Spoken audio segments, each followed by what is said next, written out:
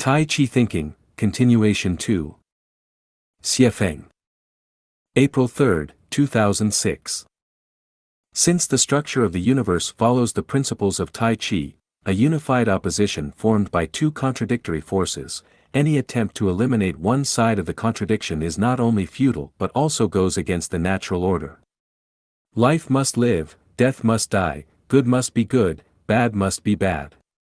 Good and evil ride side by side, joy and sorrow share the same stage, love and hate advance hand in hand, and the flow of existence weaves through an endless cycle of coming and going. Universal love and compassion will never fully tame humanity, just as hatred and evil will never fully conquer it. Gentle breezes and bright sunshine may give birth to fierce storms, and calm seas may precede devastating earthquakes. This perpetual cycle continues, ups and downs, ebbs and flows. The universe evolves in this way, life rises and falls, dynasties rise and fall, and extremes lead back to their opposites. The purpose of understanding the laws of existence is not to resign ourselves to passive acceptance but to cultivate inner clarity and walk in harmony with the Tao. It is also to free ourselves from confusion and illuminate the path ahead. Continuing from the previous article. It is right for people to have good intentions, and it is justifiable to uphold justice, but when taken to extremes, these efforts disrupt the balance of Tai Chi and often lead to the opposite of what is intended. The practitioners of Lifechanyuan seek the super-celestial fruit, they are not here to govern the earth. No matter how turbulent the winds and waves may be, no matter how flowers bloom and wither, we must remain steady, sitting calmly like a fisherman on a boat, strolling leisurely through life, unshaken and at peace. So, how should we handle daily interactions with people? And how should we view the ever-changing world around us? Once we understand the principles of Tai Chi, we should apply Tai Chi thinking. Everything operates within the Tao. Our personal energy is sufficient only to refine our own lives and extend our lives to heaven, but it is not enough to change the destiny of others or alter the course of human society. We must always remember that we are small, like blades of grass. Attempting to change others or transform society is futile. Not only will it fail, but it may also interfere with grand cosmic plans that lie beyond our perception. Therefore, even with our closest family and friends, we can only give our best efforts, but we cannot take over their lives. We cannot walk their paths for them. Do not be troubled or sorrowful over their lack of understanding. Once we have done our part, our debts are repaid, and we can let go in peace. We should adopt a detached perspective, rising above worldly concerns.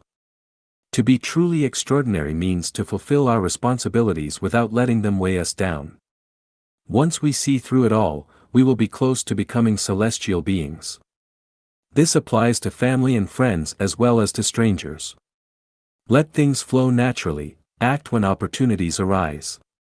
When the opportunity arises, offer enlightenment to those who are receptive, but do not carry unnecessary burdens. When events arise, the mind responds, when they pass, the mind is at peace. Do not imitate Ksitigarbha Bodhisattva, who vowed to empty hell, rather, practice transcendence without attachment to transcendence. Once we grasp the principles of Tai Chi, we can handle worldly affairs with ease. Families do not last forever, nations do not belong to us, and earth is merely a temporary resting place on our journey. Everything belongs to the greatest creator, so why should we worry? Who becomes president, who mines gold, who rises, who falls, all of it is arranged by the Tao.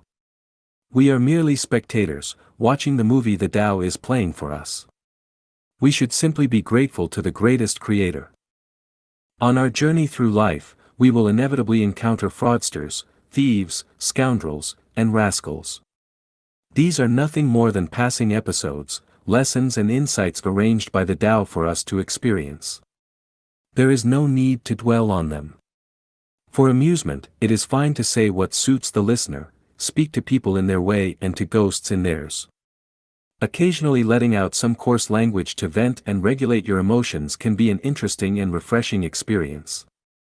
However, never obsess over being a good person, and never assume the role of a moral authority. Sometimes, the Tao employs methods such as fighting poison with poison or using evil to suppress evil, just as law enforcement may use informants or undercover agents to maintain order. If we interfere with these mechanisms, we may unknowingly disrupt a greater plan. Without understanding the Tao or the grand strategy of the universe, actions that seem good on the surface may, in fact, do harm. This is why I always emphasized the importance of following the guidance of the heart. Perfect yourself, act in accordance with your heart, and revere the greatest creator. Enlightenment is assured.